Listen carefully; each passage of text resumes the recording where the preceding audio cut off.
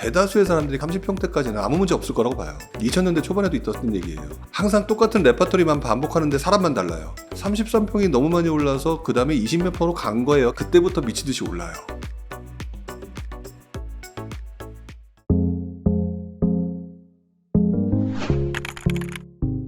그렇게 얘기하는 사람은 경험 없는 사람들이 하는 얘기다. 아니 그냥 제 질문하고 해볼게요. 이왕이면 30평 살래요? 10평에 사실래요? 그게 본능인데 왜 자꾸 이상한 소리를 하시느냐. 여기에 다른 조건이 붙는 거예요. 근데 돈이 없어. 그럼 10평 살아야죠.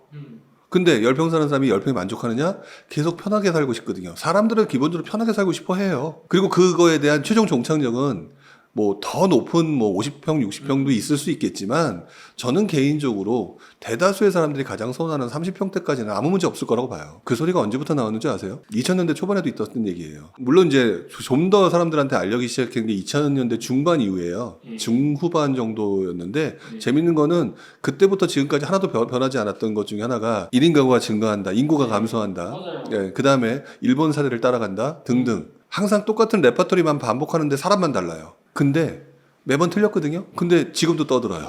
이게 좀비 발상이에요, 이게. 그러니까 저는 인구가 감소한다라고 얘기를 하는데 인구가 감소하게 되면 우리가 무슨 바티칸 시티에 사는 것도 아니고 한반도에서 살고 있는 거거든요. 그러면 한반도에서 흔히 말하는 시골이라는 데에 인구가 먼저 줄어드는 거지 서울 수도권의 인구가 줄어드는 게 아니거든요. 그러면 인구 감소라는 영향이 서울과 수도권 또는 지방 광역시에 미치려면은요 한참의 시간이 걸려야 돼요. 한참의 시간이 걸려야 되는데 그 한참의 시간이 걸리는 동안 누구는 재테크로 돈을 벌고 있는데 누구는 가만히 있겠다. 이게 올바른 사고 방식일까요? 말도 안 되는 짓을 하지 말았으면 좋겠어요. 1인 가구 증가나 이런 얘기 있잖아요. 그 말 자체가 틀린 게 아니라니까요. 사회 환경 자체가 변하고 사회 문화적인 변화거든요. 사회적인 문화가 환경이 바뀐다고 해서 세상이 1월 1일부터 오늘부터는 33평 아파트보다 25평이 바뀔 거야. 이렇게 행동하는 건 말이 안 된다는 거예요. 자연스럽게 사라져가는 거라고요. 자연스럽게 사라져가는 거고 자연스럽게 대상이 외곽부터 떨어져 나가는 거거든요. 그 말에 맞는 것들이.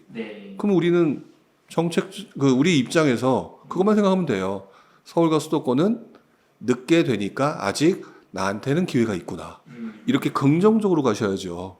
그거를 가지고 어디서 말도 안 되는 20년째 그 반복되는 그 얘기를 가지고 1인 가구분들 얘기 진짜 많이 나왔고 사회 문화적 환경에서 진짜 많이 바뀌었거든요. 그 인정해요. 왜? 저희 지금 요즘 보이는 편의점 가면은 1인용 쌀 나오고 그렇죠? 1인용 그 야채 나오고 20년 전에 없었거든요. 그렇죠? 그렇기 때문에 그런 환경이 바뀌었어요. 바뀌었다고요. 근데요. 그게 서울에 있는 편의점에서 그런 게 돌아다니고 1인 가구가 늘어났다는 게 증명이 되고 있는 거거든요. 근데 33평에서 살고 싶어요? 안 살고 싶어요? 살고 싶어요. 왜 이 본능은 무시하시나요? 그렇기 때문에 이런 얘기를 하시는 분들은 매우 현학적이다라고 생각해요. 아는 것이 많은 것처럼 보이긴 하지만 사실상 사는데 도움이 안 되는 내용들이다. 그걸 가지고 되게 막 표현하시는데 그래가지고 그 얘기만 반복적으로 20년을 했던 사람보다는 그 20년 동안 그런 내용에도 불구하고 돈을 벌 수 있는 곳이 어딜까라고 재테크한 사람이 더 현명한 사람이라고 봐요. 그거는 갖다 붙인 거예요. 투자적인 관점에서는 그 말이 안 맞아요. 왜 그러냐면 지금 투자적인 관점으로 얘기를 하시잖아요. 아까 제가 투자는요 기본적으로 본능에 충실하게 되고 본능에 따라서 움직이면서 그래서 입지가 좋은 데에서 이왕이면 강남 살고 싶고 이왕이면 교통 편리한 데서 예를 들어 2호선에서 살고 싶고 이런 것들 때문에 그 주변 아파트가 비싼 거잖아요. 그런 거에 따라서 사람들이 움직이고 있는데 소형 평수를 그동안에 움직였던 거를 자세히 보시잖아요. 그럼 1인 가구 증가가 영향을 미쳤다기보다는요. 33평이 너무 많이 올라서 그 다음에 20몇 %로 간 거예요. 갭매우기로. 그게 더 많아요. 그러니까 이게 왜 그런 표현을 쓰느냐. 상식적으로요. 본능적으로 30평에 살고 싶단 말이죠. 그래서 예를 들어서 2억에 30평을 살 수 있다. 그러면 어느 미친 사람이 17평에 살겠어요. 30평에 간다고요. 근데 30평이 10억이 넘어요. 그렇죠? 그러면 어차피 나는 못해요. 못하는 상황에서 내가 할 수 있는 거를 그럼 찾아야 되겠죠. 찾다 보니까 중소형 아파트를 보는 거예요.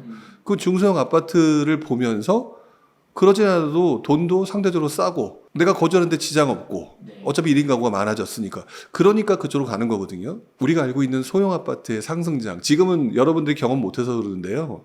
제가 첫 번째 책을 냈을 때 네. 2017년도만 하더라도 소형 아파트에 투자해야 된다는 아젠다가 모든 사람들한테 공통적으로 알려져 있던 네. 다 그래서 소형 아파트에 미쳐있던 시기예요. 어느 정도는. 그래서 제가 그때 그 책에다가 소형, 중형, 대형 따지지 마라 라고 얘기했거든요. 근데 그 소형의 인기가 왜 생겼냐면은요. 아까 말씀드렸던 것처럼 중형 아파트들이 너무 많이 오르고 중대형 네. 아파트가 그래가지고 투자는 해야 되겠는데 할 데는 없는데 집값이 가장 많이 안 오른 아파트인 중소형 아파트가 나름대로 매력이 있는 거예요. 그래서 그때부터 미친 듯이 올라요. 그게 우리가 흔히 말하는 그 금융위기 전후부터 2015, 16년, 17년 요때까지가 네. 소형 아파트의 전성시대가 왔던 때거든요. 네. 저는 오히려 지금 말씀드렸던 1인 가구의 증가라고 하는 검증되지도 않은 정확하게 검증되지도 않은 것보다는 실제 사례에서 나타나는 것처럼 그 아파트 가격이 올라가거나 그 소형 아파트 가격이 올라가는 거는요 아주 심플하게 갭매우기 현상 풍선효과라고 봐요. 지금까지는 풍선효과가 더 확실한 모습이다. 네. 이렇게 표현하고 싶어요. 지역별로 차등화가 있다고 봐야죠. 왜 그러냐면 지금 중소형 아파트와 33평 아파트는 대부분의 사람들이 선호하는데요. 40평대 이상 아파트는 조금 부담스러워해요. 아마 느끼실 거예요. 네. 중소형 질문이 있어도 40%대 중대형 아파트 질문하는 사람이 그렇게 많지가 않거든요. 맞아요. 더더구나 지금 분양되는 아파트를 보게 되면요. 중대형 아파트 분양하는 거 거의 보셨어요? 거의 없어요. 즉 여러분들의 수요가 이미 30평대 이하라는 거예요. 그러니까 공급 물량이 줄어들었다라고 얘기를 하지만 네. 아까 본능이라고 그랬잖아요. 네. 사람들이 큰 평에 살고 싶다. 네. 그런데 예를 들어서 한번 질문을 또 반대로 해보면 답이 나올 것 같아요. 네. 큰 평수에 살고 싶죠? 네. 근데 큰 평수가 돈이 돼야지 살고 싶은 거 아닐까요? 자, 그러면 강남의 큰 평수를 가는 거는 인정하시겠죠? 돈 되니까. 네. 그리고 강남에 30몇 평 사는 것보다 이왕 난 강남에 중대형 사는 게 훨씬 더 나아. 그렇죠. 어디서 표시내기도 편해요. 그러니까 사람들이 많아요. 근데 말씀하신 용인의 중대형. 애매할걸요? 사람들이 이 중대형 아파트는 오히려 외곽으로 갈수록 수요가 떨어져요.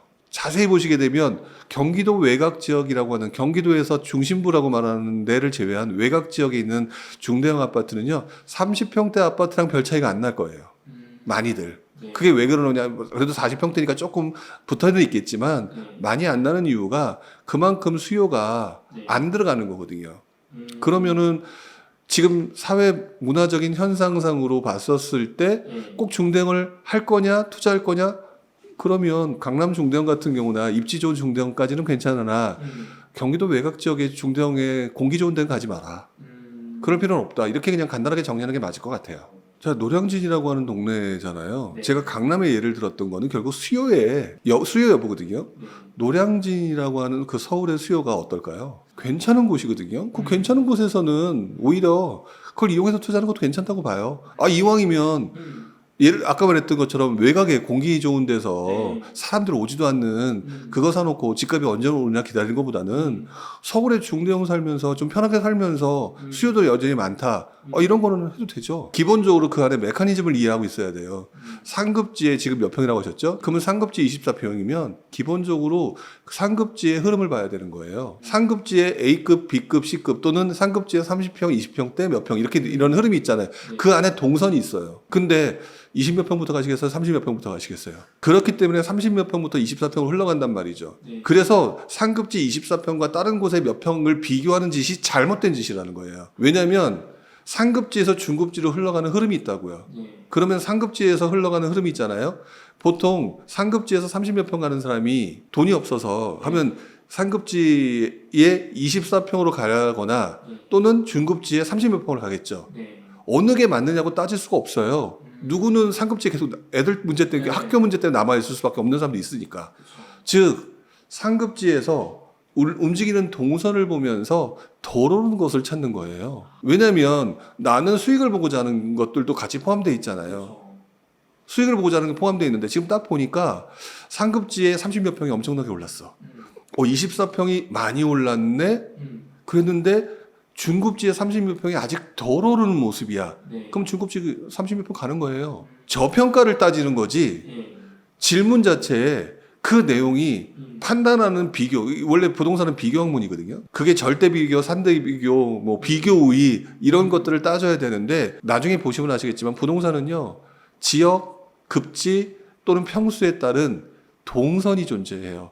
사람들의 심리에 따라서. 네. 그래서 금방 제가 말씀을 드릴 때 뭐 이왕이면 24평 가시겠어요? 30몇 평 가시겠어요?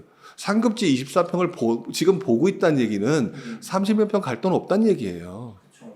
없으니까 24평 보는 거고요. 그 다음에 24평은 도저히 못 살 것 같다는 생각이 드니까 중급지에 30몇 평을 보는 거거든요. 네. 지금 그 질문 속에 사람들의 생각과 사고방식과 삶이 그대로 녹아 있는 거거든요. 네. 근데 시세를 보니까 거의 비슷해. 예전부터 약간의 비슷했던 게 있었는데 근데 갑자기 24평이 많이 올랐는데 중급지에 있는 30몇 평이 아직 덜 올랐어. 네. 그러면 사람들이 이리로 넘어오죠. 그러면 수익이 극대화가 되는 거예요. 네. 그러니까 저는 정답이 없고 해답도 그때그때 상황에 따라서 달라진다라고 봐요. 그 또 어떤 시점에는 그래서 많은 분들이 아까 서울 신축 얘기했잖아요. 네. 그렇게 정답으로 찾지 말라고 하는 게 우리가 투자하려고 하는 부동산이라는 것들은 결국 수익이라는 걸 찾고자 목적을 한 거기 때문에 네. 내가 거주하는 집 하나를 정도를 제외하고는 결국 수익은 비교를 통한 저평가를 찾는 거거든요. 그러니까 그것도 결국에는 또 다시 다른 지역과의 비교예요. 근데 사람들이 잘못하는 게 동탄하고 파주하고 비교해요. 그건 말이 안 되는 거거든요. 동선을 찾으라고 했지 거기는 동선이 아니에요. 너무 차이가 나기 때문에. 그리고 가장 큰 문제가 뭐냐면 파주가 가고 있는 길의 최종 종착점하고 동탄의 종착점이 틀려요. 그냥 이름이 GTX일 뿐이니까 지금 이걸 비교하시는 분들이 착각하고 비교하는 거거든요. 그러니까 동탄이 예를 들어 10억인데 파주가 예를 들어서 5억이다. 네. 이렇게 차이가 나기 때문에 파주가 엄청나게 오를 거야. 이게 말도 안 되는 소리라는 거죠. 지향점이 달라요. GTX라는 단어는 똑같을지 몰라도 얘는 수서하고 이제 나중에 삼성 들어갈 것이고요. 네. 나중에 다 뚫리면 또 상관이 좀 달라지겠죠. 그렇기 때문에 그렇게는 비교를 하시면 안 되고요. 그 다음에 서울역을 쪽으로 해서 출근하려는 사람들이 나중에 분명히 들어올 거고 들어왔어요. 그렇기 때문에 지금 이미 동탄도 생각보다 안 오른다? 전 당연히 안 올 거라고 봤어요, 별로. 왜 그러냐면은요, 이미 올렸어요. 이미 우리 동탄은 GTX가 이렇게 그렇기 때문에 이렇게 올 거예요. 그것 때문에 이미 올렸던 사람이 한둘이 아닐 텐데요. 그리고 그 가격을 보면서 누군가는 그걸 들어가야 되겠다 말아야겠다. 네. 나중에 그게 이제 삼성까지 연결되고 이러면은 더 많은 사람이 들어오면 올라갈 수는 있겠죠. 그래서 부동산에서 이 교통망이라고 하는 부분은요, 옛날하고 틀려요. 옛날 책에는 그 이게 3단계 삼성법이라고 있었거든요.